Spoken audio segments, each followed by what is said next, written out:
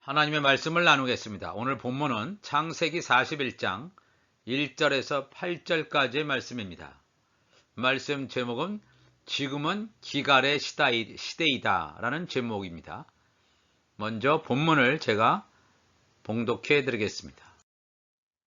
만 2년 후에 바로가 꿈을 꾼즉 자기가 나일 강가에 서 있는데 보니 아름답고 살진 7 암소가 강가에서 올라와 갈밭에서 뜯어먹고 그 뒤에 또 흉하고 파리한 다른 7 암소가 나일 강가에서 올라와 그 소와 함께 나일 강가에 서 있더니 그 흉하고 파리한 소가 그 아름답고 살진 7 소를 먹은지라. 바로가 곧 깨었다가 다시 잠이 들어 꿈을 꾸니 한 줄기에 무성하고 충실한 7 이삭이 나오고 그 후에 또 가늘고 동풍에 마른 7 이삭이 나오더니 그 가는 7 이삭이 무성하고 충실한 7 이삭을 삼킨지라. 바로가 깬즉 꿈이라. 아침에 그의 마음이 번민하여 사람을 보내어 애굽의 점술가와 현인들을 모두 불러 그들에게 그의 꿈을 말하였으나 그것을 바로에게 해석하는 자가 없었더라. 지금은 7년 흉년, 즉 7년 대환란이 시작되기 1년 정도 남겨놓은 시점입니다. 다시 말해서 7년 풍년의 마지막 1년을 앞두고 있는 매우 중요한 시대에 살아가고 있습니다. 나의 영으로 지금의 시대를 느껴야 합니다. 마지막 시대를 살고 있는 우리들에게 하나님께서는 이것을 가르쳐 주시기 위해서 지금부터 약 3800여 년 전에 요셉이라는 인물을 준비하셔서 성령이 교회에게 하시는 말씀을 알아들을 수 있는 눈과 귀가 있는 하나님의 자녀들에게 정확하게 증거하고 있습니다. 이 성경의 사건은 흥미진진한 이미 지나가 버린 과거의 사건이 아닙니다. 갇혀있는, 죽어있는 화석과 같은 일회성의 성격을 띤 것도 아닙니다. 과거의 추억처럼 그런 일도 있었지 하면서 즐겁게 과거를 회상하는 낭만적인 성격을 띠는 단순한 문학 작품이 아니라는 것입니다. 3800여 년 전에 일어난 사건이 우리가 살고 있는 이 시대를 가리킨다는 것을 안다면 전율을 느낄 만큼 하나님의 지혜에 감탄하지 않을 수 없을 것입니다. 창세기 41장 28절에 내가 바로에게 이르기를 하나님이 그가 하실 일을 바로에게 보이신다 함이 이것이라 그랬습니다. 3800여 년 전에 하나님을 믿는 자도 아닌 애굽 왕 바로에게 하나님이 하실 일을 보이신 이유가 과연 무엇일까요? 그리고 애굽 왕 바로에게 꿈을 꾸게 하신 다음에 그 해석을 요셉에게 맡기신 이유는 과연 무엇일까요?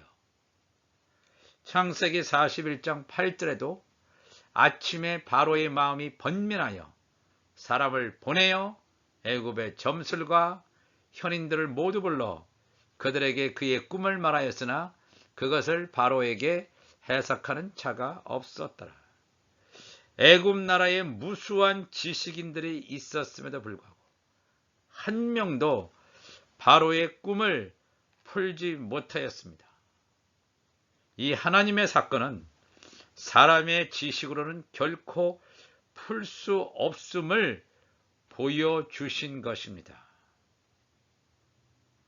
요셉이라고 한 사람은 창세기 37장 7절에서 요셉이 꾼 2 꿈 중에서 첫 번째 꿈 가운데 요셉의 한 단이란 말이 나옵니다.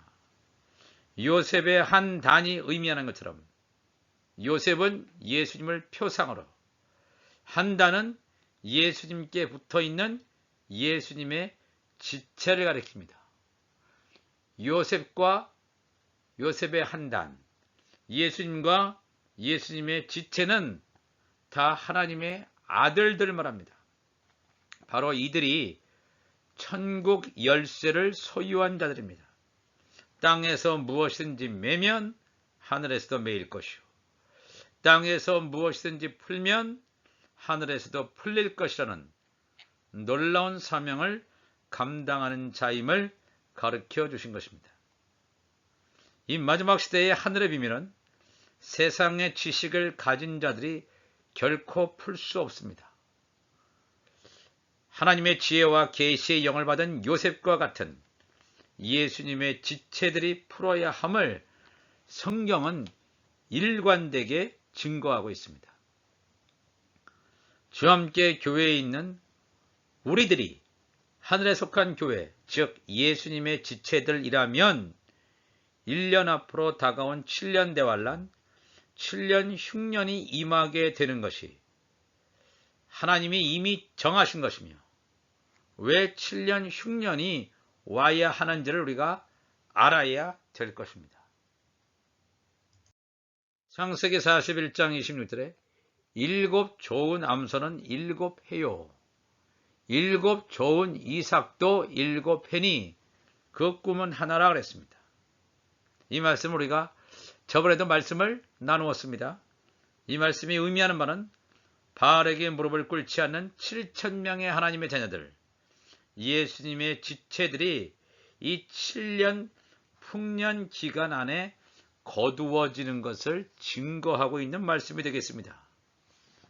왕권의 신분을 가지고 예수님과 같은 철장 권세를 가지고 이 7년 환란 기간 중에 전 3년 반 기간 동안 하나님의 말씀을 대언할 그러한 사람들이 온전히 추수되는 기간이 7년 풍년이라는 것입니다.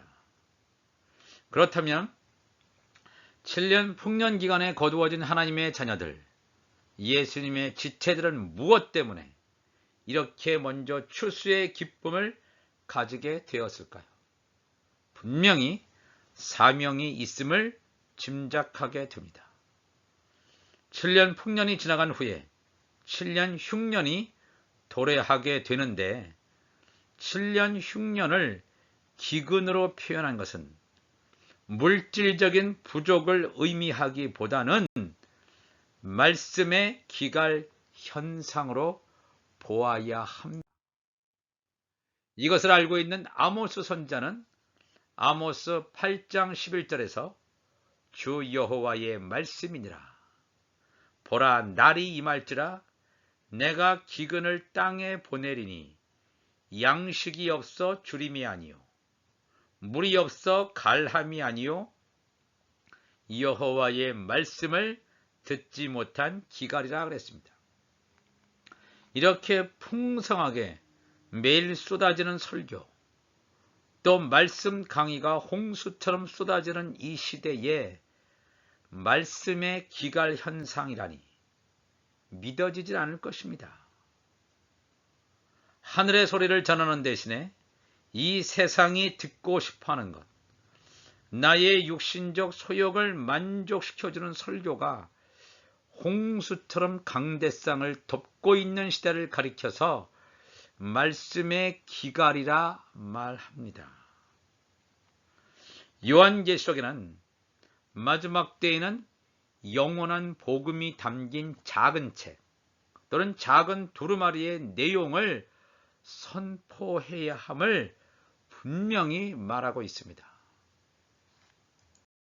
요한계시록 14장 6절 보니까 또 보니 다른 전사가 공중에 날아가는데 땅에 거주하는 자들 곧 모든 민족과 종족과 방언과 백성에게 전할 영원한 복음을 가졌더라. 영원한 복음이에요. 영원한 복음. 복음을 가졌더라. 그가 큰 음성으로 이르되 하나님을 두려워하며 그에게 영광을 돌리라. 이는 그의 심판의 시간이 이르렀음이니 하늘과 땅과 바다와 물들의 근원을 만드신 이를 경배하라 하더라. 영원한 복음이 전해지는 시대는 어떤 시대냐면 심판의 시간이 이르는 시대라고 하는 것을 알 수 있습니다. 심판의 시간이 이르는 시대라고 하는 건 다름 아닌 7년 흉년, 7년 대환란 기간임을 우리가 알 수가 있겠습니다. 바로 이때에 전해질 복음이 영원한 복음입니다. 요한계시록 10장 2절에 보면 그 손에는, 천사의 손에는 펴놓인 작은 두루마리, 작은 책이죠. 작은 두루마리를 들고 그 오른발은 바다를 밟고 왼발은 땅을 밟고 서 있는 천사의 모습을 그려주고 있습니다. 9절에는 사도 요한이 천사에게 나아가 이 작은 두루마리를 좀 달라고 그랬어요. 사도 요한이. 천사가 이르되 갖다 먹어버리라. 내 배에는 쓰나 내 입에는 꿀같이 달리라 하거늘 그랬습니다. 입에는 꿀같이 단데 내 배에는 쓰다. 이 작은 두루마리라고 하는 게 뭐냐 하면 다니엘서에 봉함되어져 있는 이 요한계시록에 알려지지 않은 하나님 나라 완성에 대한 마지막 이 하나님의 메시지가 되겠습니다. 작은 두루마리, 작은 책, 영원한 복음.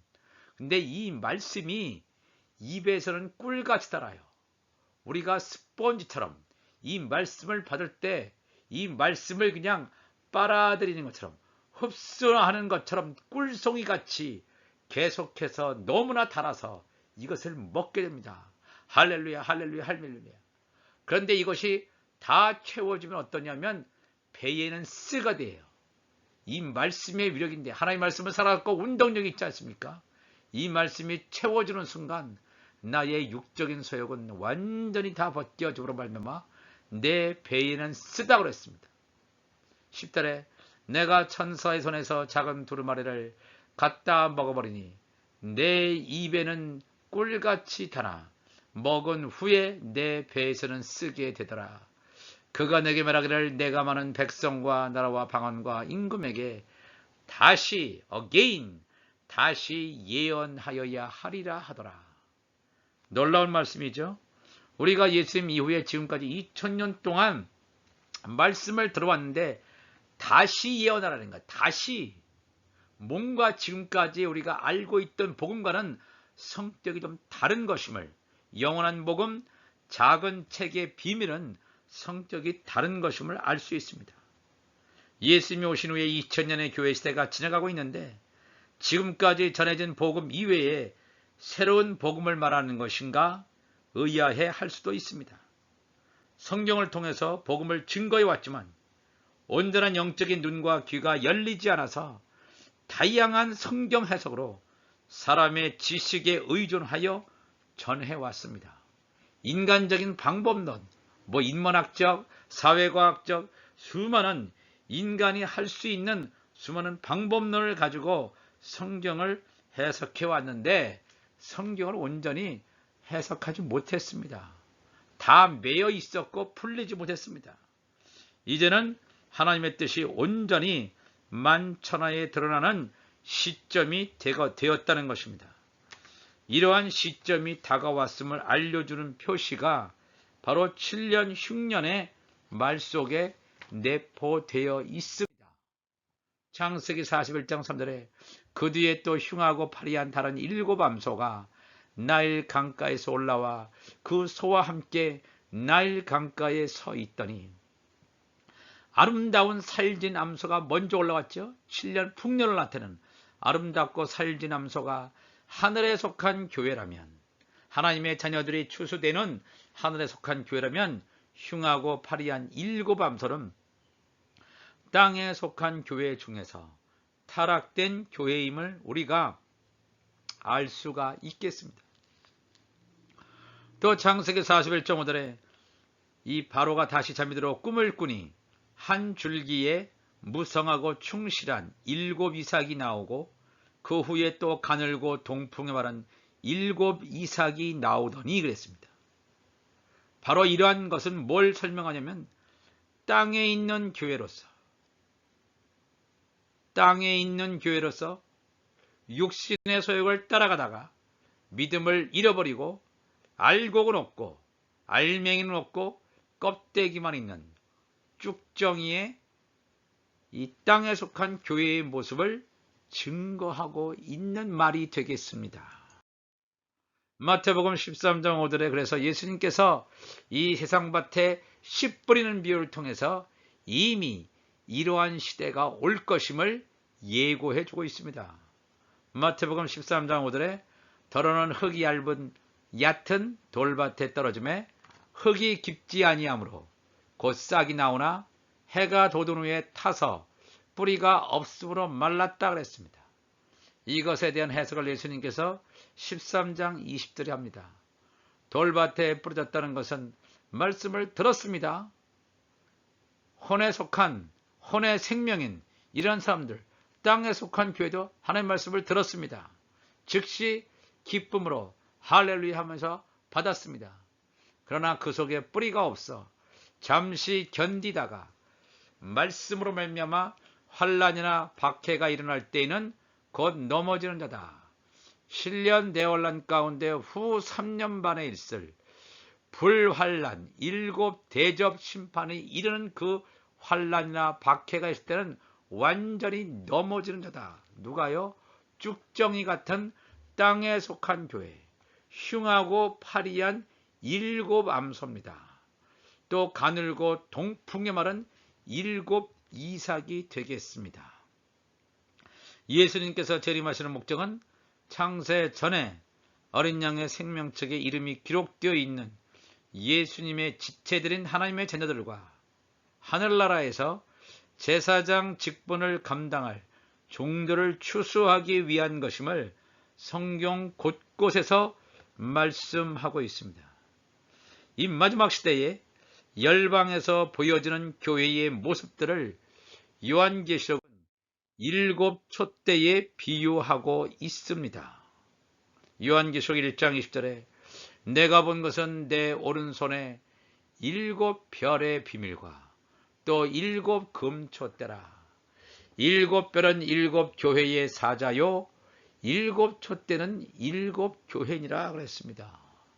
내 오른손에 예수 그리스도의 우편 보좌에 앉기다는 7 별의 비밀, 7 사자죠. 이 누립니까? 바알에게 무릎 꿇지 않는 하나님의 자녀들, 앞으로 7년 대환란 가운데서 전 3년 반 기간 동안 하나님의 말씀을 증거하는 7 별, 7 교회의 사자들.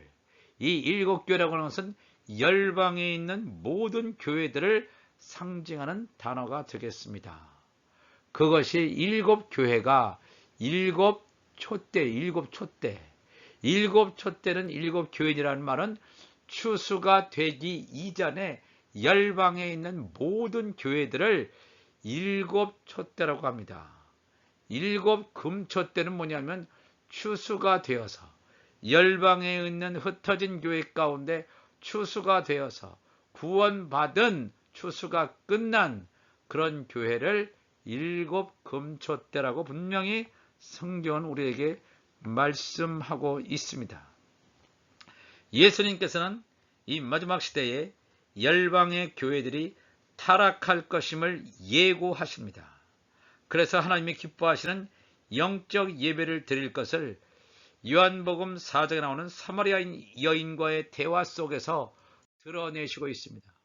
요한복음 4장 20절에 우리 조상들은 이 산에서 예배하였는데, 사마리아 여인은 그리심산에서 예배하였는데 당신들의 말은 예배할 곳이 예루살렘에 있다 하더이다. 예루살렘 성전에서 당신들은 예배드린다고 유대인들은 얘기를 하는데, 예수께서 이르시되 여자여, 율법하에 아직도 묶여있는 여자여, 내 말을 들으라.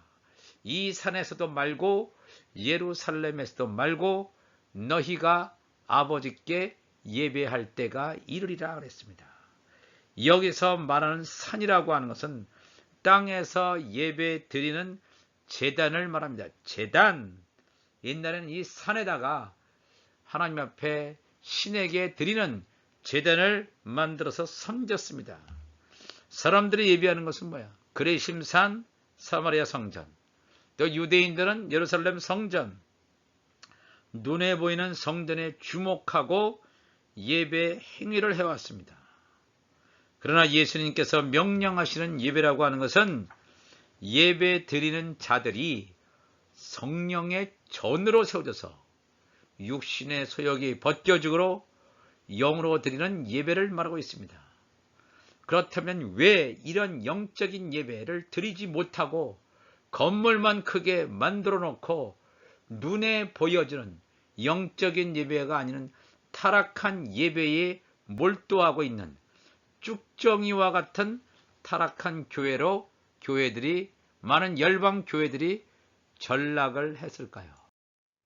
요한계시록 17장 1절 보니까 일곱 대접을 가진 일곱 천사 중 하나가 와서 내게 말하여 이르되 이리로 올라오라. 많은 물 위에 앉은 큰 음녀가 받을 심판을 내게 보이리라. 음녀라고 하는 것은 우리가 뭐냐면 종교와 연관이 있습니다. 종교. 가인의 후손 가운데 나아마라는 여인이 있죠. 이 거짓 선지자예요. 음녀. 여자긴 여자인데 여자는 교회를 보통 얘기하는데 온전한 교회가 아니라 타락한 교회를 이끌고 있는 음녀가 받을 심판을 내게 보이리라. 땅의 임금들, 세상의 권력들도 음녀와 더불어 음행하였고 이 세상 권력이 거짓 선지자와 결탁하는 것을 보여줍니다. 땅에 사는 자들도 그 음행의 포도주에 취하였다. 거짓 선지자가 내뿜는 그런 음행의 포도주를 먹으면 다 죽어버리는 음행의 포도주에 취합니다. 거짓 복음에 취한단 말입니다. 기복신앙에 취한단 말입니다. 그의 이마에 이름이 기록되었으니 비밀이라. 큰 바벨론이라. 땅의 음료들과 가증한 것들의 엄이라 하였더라. 또 내가 보매 이 음녀가 성도들의 피와 예수의 증인들의 피에 취한지라. 내가 그 여자를 보고 놀랍게 여기고 크게 놀랍게 여기니 천사가 이르되 왜 놀랍게 여기느냐. 내가 여자와 음녀가 탄 7 머리와 10뿔 가진 짐승의 비밀을 내게 이르리라 하면서 9절에 지혜 있는 뜻이 여기 있으니 그 7 머리, 그 음녀가 탄 7 머리는 뭐라고 말하냐면 여자가 앉은, 음녀가 앉은 7 산이다 그랬습니다. 7은 뭡니까? 완전수입니다. 산이라고 하는 것을 우리가 조금 들어봤죠? 산이라고 하는 것은 땅에 속한 제단이라고 하는 것을 알 수 있습니다. 즉 7 산이라고 하는 것은 열방에 흩어져 있는 교회를 말하고 있습니다. 7 산 위에 누가 앉아 있습니까? 성령이 컨트롤해야 되는데, 통제되는데 7 산에 앉은 여자 음녀가 7 산 열방의 교회에 앉아 있다는 것입니다. 언제요? 우리가 살고 있는 이 시대를 정확하게 정조준하고 있습니다. 우리가 이것을 잘 알아야 됩니다. 이 하나님의 말씀, 예수의 말씀, 창세부터 요한계시록까지 말씀은 우리가 살고 있는 시대를 정확하게 반영하고 있습니다. 결국 거짓 선지자인 음녀가 주는 음행의 포도주를 먹고 취하여 버린 음녀 교회들은 종들이 추수된 후에 멸망의 운명을 맞이하게 될 것입니다. 성경은 분명하게 종들이 후 3년 반 기간 동안에 7 대접 심판을 겪는다고 했습니다.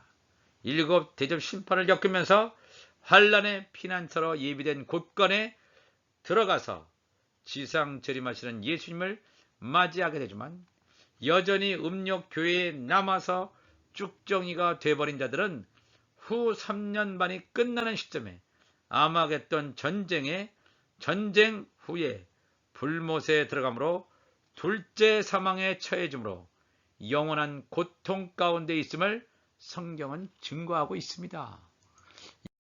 그래서 예수님께서는 마태복음 3장 12절에 손에 키를 들고 자기의 타작마당을 정하게 하사 알곡은 모아 곳간에 들이고 쭉정이는, 그러니까 타락된 땅에 속한 교회를 말하는 거죠.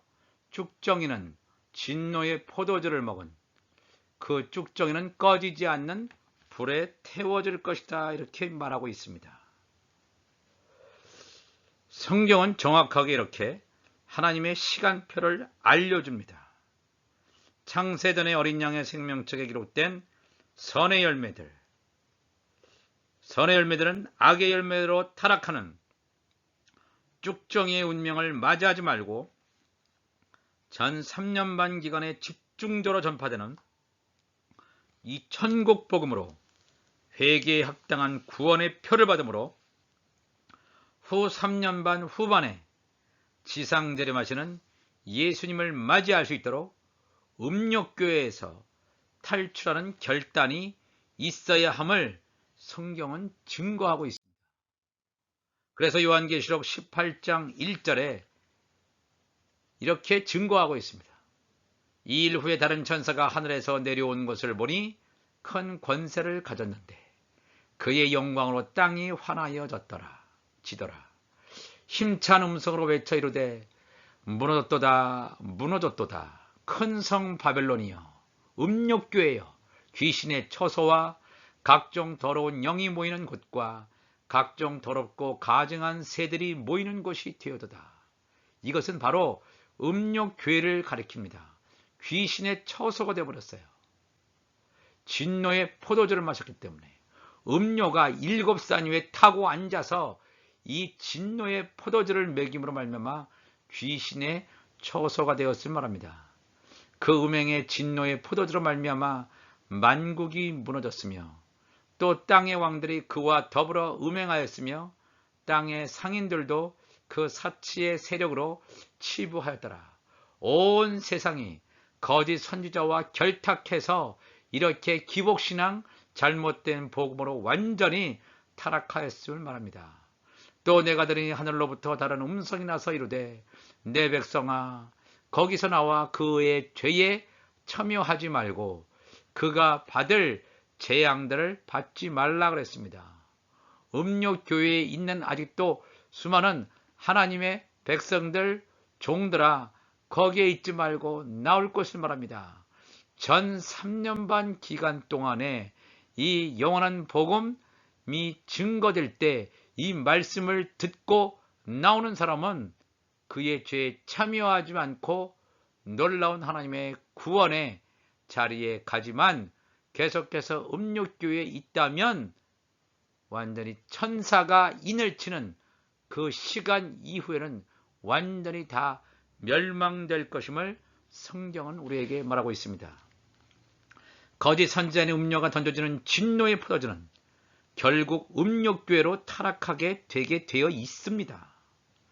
풍요 속에 빈곤이라는 말이 있듯이 지금의 시대를 말씀의 기가린 시대로 깨닫지 못하고 먹을 양식이 풍부한 풍요의 시대로 착각한 결과가 빚은 산물임을 알아야 합니다. 요한복음 2장에 나오는 갈릴리 가나의 혼인잔치에서 혼인잔치에 필요한 묵은 포도주가 풍성할 때에는 사태의 심각성을 알지 못합니다. 그것이 바로 우리들이 살아가는 시대이기도 합니다. 묵은 포도주가 넘치는 시대입니다. 그렇지만 묵은 포도주가 한 방울도 남지 않고 완전히 바닥이 난 상황에 이르렀을 때 비로소 예수님께서 그 상황에 개입하셔서 예수님의 말씀인 생명수로 채워진 새 포도주를 맛보게 합니다. 한 방울의 묵은 포도주에 대한 미련을 말끔히 정리하고 정확하게는 빨리 고갈시켜서 나의 영이 그토록 갈망했던 새 포도주를 벌컥벌컥 들이키며 영이 사는 시대로 나가는 우리들이 되시기를 간절히 소망합니다. 다 같이 기도하시겠습니다. 하나님 아버지 감사합니다. 오늘도 지금은 기갈의 시대이다 라는 제목으로 말씀을 나누었습니다. 7년 풍년이 얼마 남지 않고 7년 흉년이 눈앞에 있는 이 시대의 상황 가운데서 우리가 이 교회가 타락된 현상을 보면서 마음이 아프며 통탄할 심령으로 오늘도 하나님 앞에 나왔습니다. 우리의 교회들이 음욕교회가 아니라 생명수를 나누어주는 온전한 교회들이 되게 하여 주옵소서.